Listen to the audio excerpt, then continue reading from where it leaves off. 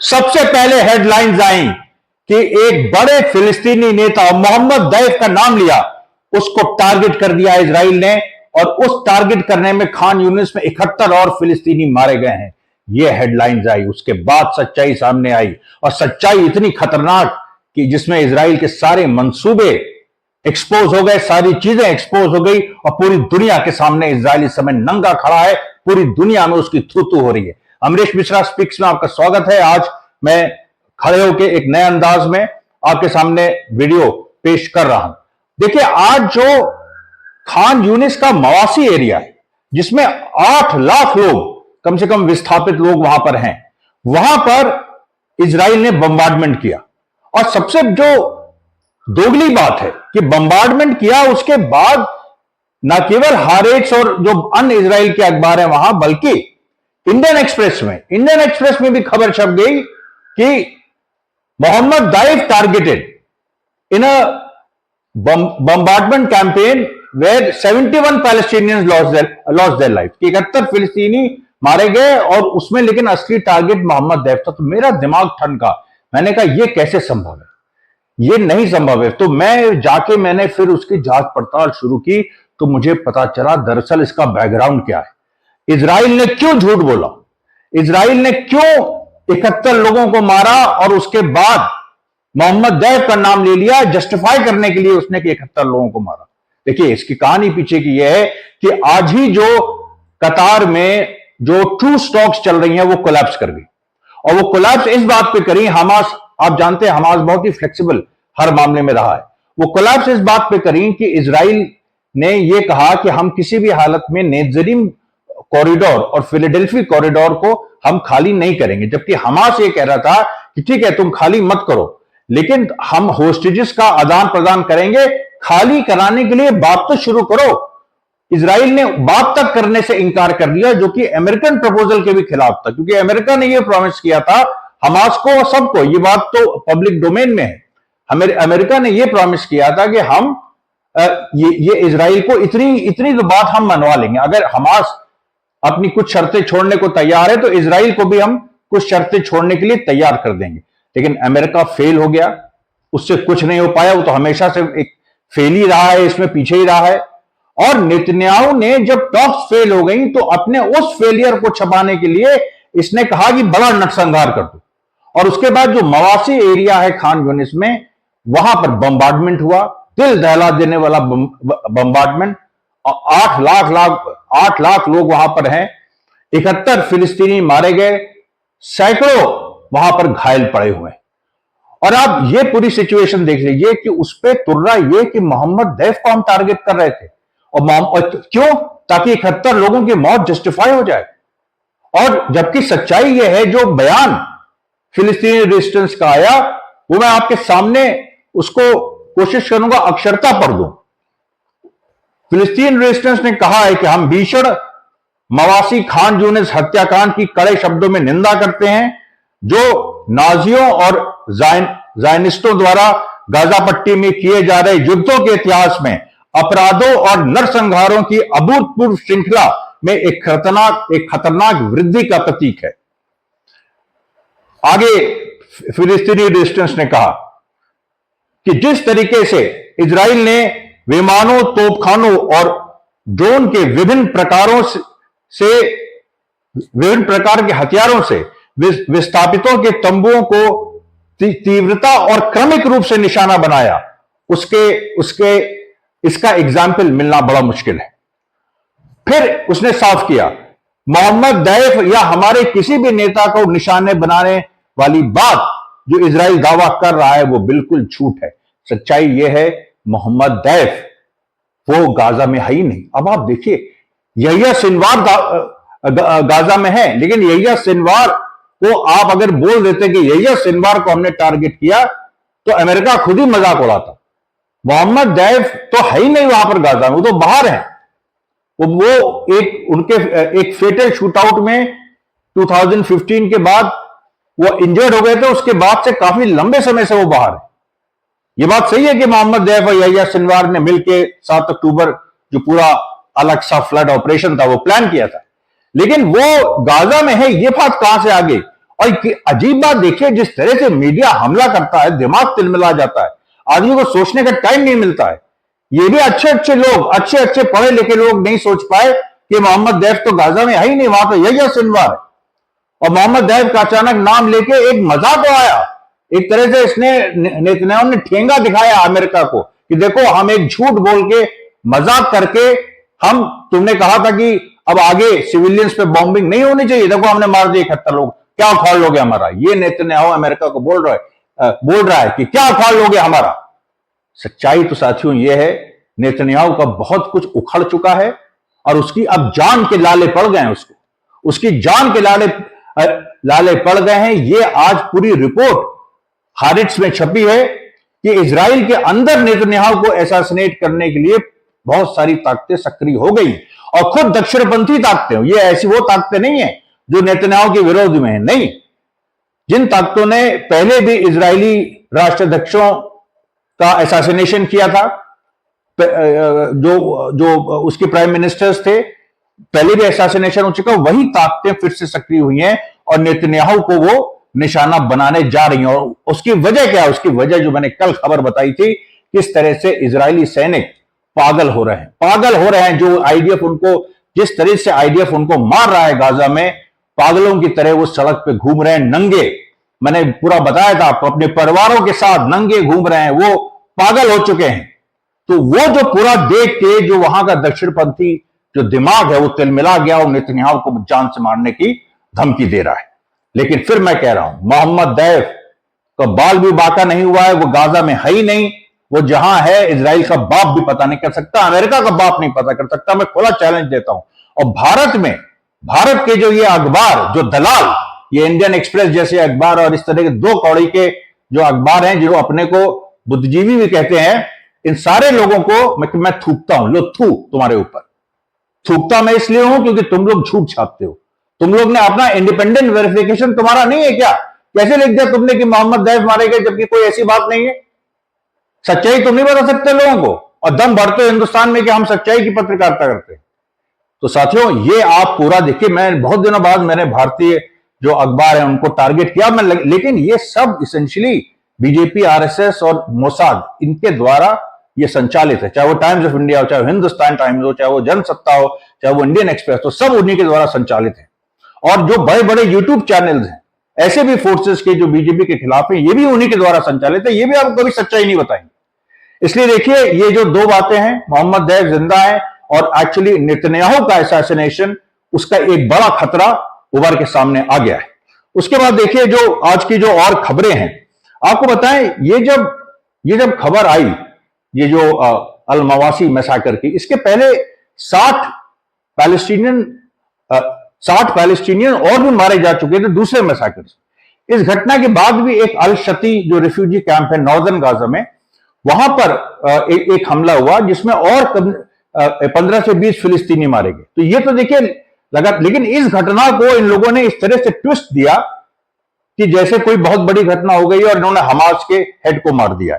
अब देखिए, अब इसके बाद असल में क्या हुआ। असल में देखिए, आज 2-3 जगह नेज़रीम कॉरिडोर जो इजराइल कहता है कि हमारे कब्जे में है, उसमें इतना जबरदस्त फिलिस्तीन रेजिस्टेंस ने मार की है कि वो पूरा इलाका इजरायली फोर्सेस छोड़ के भागी है। और छोड़ के भागने की बात आपको बताएं तो 2-3 जगह और ऐसा हुआ है। खासतौर पे ये जो एक दोतन सेटलमेंट है वेस्ट बैंक में, वहां पर भी एक लड़ाई हुई जिसमें आईडीएफ सोल्जर्स छोड़ के भागे। उसके बाद जेनिन में कई घंटे गोली चली और उसके अंत में आईडीएफ सोल्जर्स रिट्रीट करते हुए बाकायदा देखे जा सकते हैं कि इजरायली सोल्जर्स रिट्रीट कर रहे हैं। उसके बाद देखिए, नाब्लिस में बलाता कैंप में लड़ाई हुई और वहां भी आप देख सकते हैं कि इजरायली फोर्सेज हैं वो रिट्रीट कर रही हैं। उसके बाद देखिए, यमन ने आज क्रिसालिस नाम का जहाज 2 बार उस पर हमला किया। सोचिए, ये रेड सी और जो बाब अल मंदाब स्ट्रेट है उसके बीच में पहला जो हमला था वो उनके जो नेवल गन बोट्स हैं, जो सीधे बोट से ड्रोन वो छोड़ते हैं, वो उनसे था। और जो दूसरा हमला था, जब वो शिप आगे बढ़ी तो उसके बाद ग्राउंड से जो सरफेस टू शिप मिसाइल्स हैं उनसे दूसरा हमला हुआ। 2 हमले एक ही शिप पे। आप सोचिए वो पूरी शिप, उस शिप की क्या हालत हुई होगी। अभी उसके बारे में खबरें आ रही हैं, लेकिन इस शिप के इस शिप को जो यमन ने टारगेट किया है, इससे अमेरिका और इजराइल बहुत कुछ खास तरह से नाराज है। और उसकी नाराजगी की वजह आप जानिए क्या है। वो नाराजगी की वजह यह है कि अमेरिका ने जो एक झूठ गढ़ा था कि हम 22 लाख लोगों का खाना लेके आ रहे हैं और हम जो है वो वहां पर जो गाजा के मतलब जो ये गाजा जो साउथ गाजा है वहां पर लाके हम एक आर्टिफिशियल हार्बर बनाएंगे, फिर हम खाना लाएं, खाना देंगे, पूरा झूठ था। उसका असली मकसद था जो नुसैरत कैंप में मैसाकर हुआ उसमें इजराइल की मदद करना। उसके बाद उसको पूरा डिसमेंटल किया गया। और ये जो क्रिसालिस शिप है, ये कहीं ना कहीं उसके कुछ हिस्से उस शिप के जो जो आर्टिफिशियल हार्बर डिसमेंटल हुआ है, यह हो सकता है कि कुछ यूएस मरीन्स को कैरी कर रही थी। ये इसलिए अमेरिका और जो इजराइल हैं वो बहुत ज्यादा नाराज हैं। ये जो यमन ने जो क्रिसालिस जो शिप है उस पर हमला किया, उसमें कहीं ना कहीं अमेरिकन वो एविडेंस है कि अमेरिका जो है पूरा उसने जो ड्रामा किया था 22 लाख लोगों को खिलाने का, एक बित्ती दाना उसमें से नहीं किसी को दिया गया है। उल्टे अमेरिकन फौजों ने इजराइल की मदद की फिलिस्तीनियों के जनसंहार में। वो तो हमास से गोली चल गई। हमास ने जो एक हिस्सा आर्टिफिशियल हार्बर का अलग होकर इजराइल की मदद, जो नुसैरत मसाकर हुआ 2 हफ्ते पहले, उसमें जो इजराइल की मदद करने पहुंचा था, उसको हमास ने लोकेट करके उस पर गोलियां बरसाई। उसके बाद वो इनका पूरा ये नाटक खुला और अमेरिका जो है वो ऐसे भागा जैसे मतलब गधे के सिर में सिंह जैसे गायब होते हैं, उस तरीके से अमेरिका गायब हो गया उस जगह से। और लेकिन एविडेंस ये शिप ले जा रही। तो ये देखिए बड़ी बात। दूसरी बात, हिजबुल्लाह ने आज फिर सीरियन गोलन पे अटैक किया। और ये जो अटैक था ये उन्हीं पॉइंट्स पे था जहां पर हुदहुद जो उसका स्पाई ड्रोन था जिसने आइडेंटिफाई की थी सारी जगह। ये देखिए उसमें से अगर आपको याद हो जो वीडियो मैंने जारी किया था 10 मिनट का, जिस वीडियो में 3-4 ऐसे पॉइंट्स थे जिसमें खास तौर पर यह था कि जो कमांड हेडक्वार्टर्स हैं, कुछ जगह सोल्जर्स के बैरिक्स हैं, वहां पर टारगेट किया। जो उसमें हुदहुद का जो वीडियो है उसमें साफ दिखाई दे रहा है कि ये इस तरीके से सब चीजें हैं, वहीं पर टारगेट किया। इसके बाद एक और बड़ी खबर कि जॉर्डन के अंदर एक नया सेल सक्रिय हो गया है फिलिस्तीनी रेजिस्टेंस का, या कहिए जॉर्डेनियन रेजिस्टेंस का, क्योंकि दोनों अरब्स हैं, एक ही बात है। तो वो जो सेल जो सक्रिय हो गया है उसने जॉर्डन की तरफ से वेस्ट बैंक में जो लड़ाके हैं उनको मदद पहुंचाई। और उनको मदद उन्होंने लॉरीज और कार्स के माध्यम से पहुंचाई। और ये लॉरीज और कार क्या थी, ये कौन सी है? ये वो लॉरी और कारें हैं जिन पे आपको विश्वास नहीं होगा, जिन पे एक जो इंडियन ओशन से फिर सऊदी अरेबिया होते हुए जॉर्डन के सारे इजराइल में माल पहुंचता है।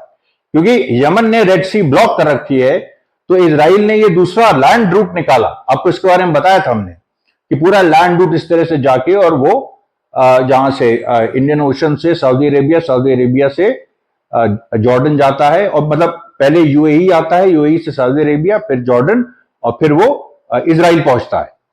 ये जो पूरा रूट है, इसकी जो ट्रक्स हैं वो ट्रक्स चोरी करके वहां से उनको चोरी कर छीन के, ये तो लड़ाके हैं। तो एक फ्रीडम स्ट्रगल के हिस्से के रूप में जॉर्डेनियन रेजिस्टेंस के कुछ लोगों ने उन ट्रक्स को अगवा किया और उन ट्रक्स में फिलिस्तीनी रेजिस्टेंस के लड़ाकों के लिए सामान पहुंचाया, यहां तक कि रसद भी पहुंचाई। क्योंकि रसद फिर जो वेस्ट बैंक पहुंचती है फिर वो गाजा पहुंचती है। और बहुत, क्योंकि हमने आपको बताया था कि लेबनान के टनल से, चाहे वो वेस्ट बैंक से, बहुत सारे ऐसी जगहों से गाजा में रसद पहुंच रही है। अभी देखिए जो कल ही एक और हॉस्पिटल इजराइल ने डिस्ट्रॉय किया, टर्की फ्रेंडशिप हॉस्पिटल, वो पहले खुद ही हमास ने खुद ही बनवा लिया था, फिर इसको डिस्ट्रॉय किया, फिर उसको बनाने की पूरी एक कवायद चल रही है। आज भी जो सारी घटनाएं हुई हैं अल शती में, अल मवासी में, ये सारी चीजें यहां पर जो नष्ट हुए हैं, बहुत सारे जो घर नष्ट हुए हैं, बहुत सारे जो सेंटर्स नष्ट हुए हैं, उनको भी फिर से एक तरह से हमास बना रहा। अब ये सब चीजें देखिए तभी संभव है जब अगल बगल से हमास को मदद मिल रही है। तो ये देखिए एक बहुत ही एक महत्वपूर्ण एक हिस्सा है।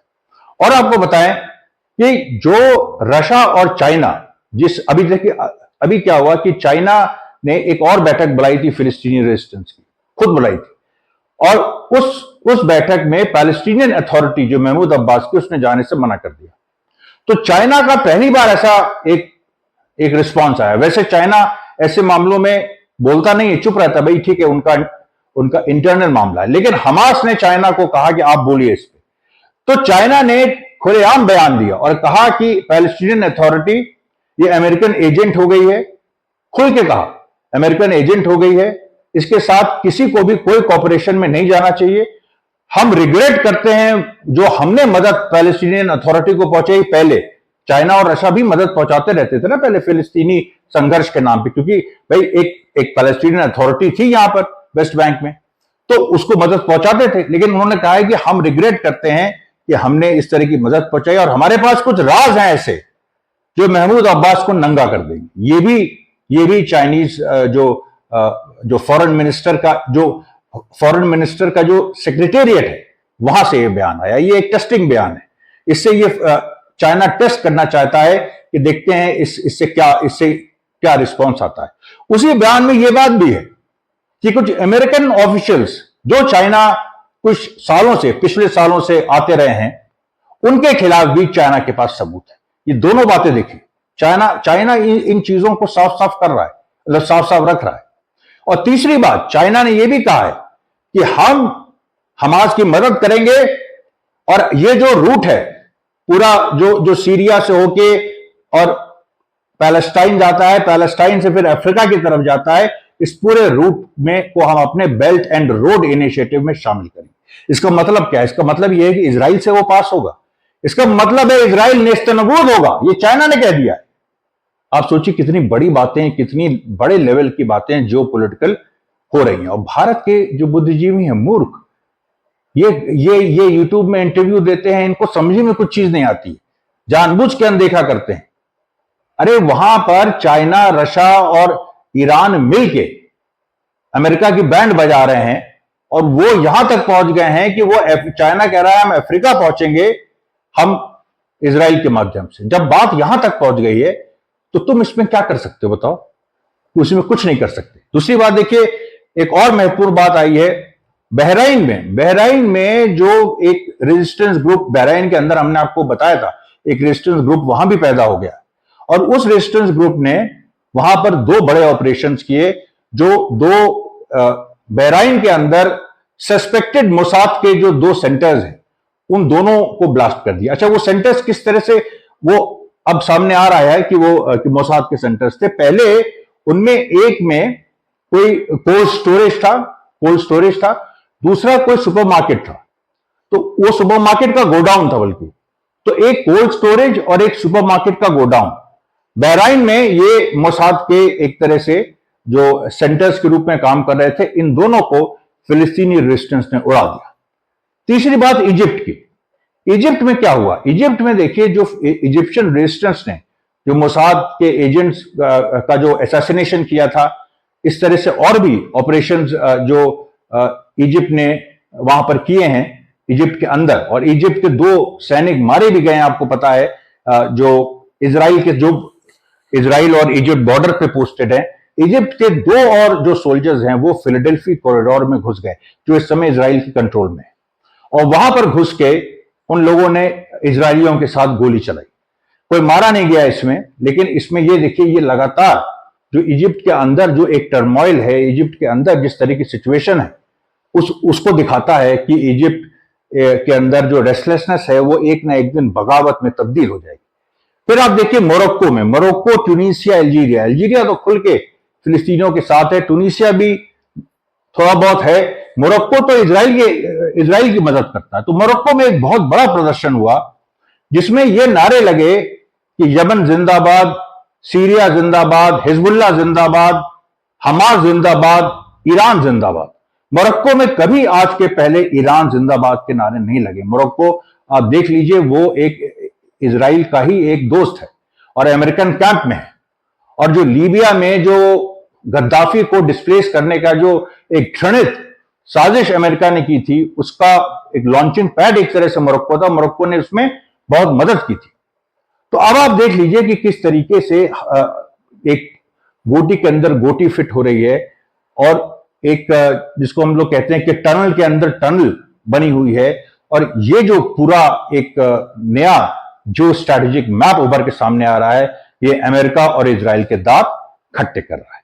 धन्यवाद साथियों, बहुत बहुत धन्यवाद।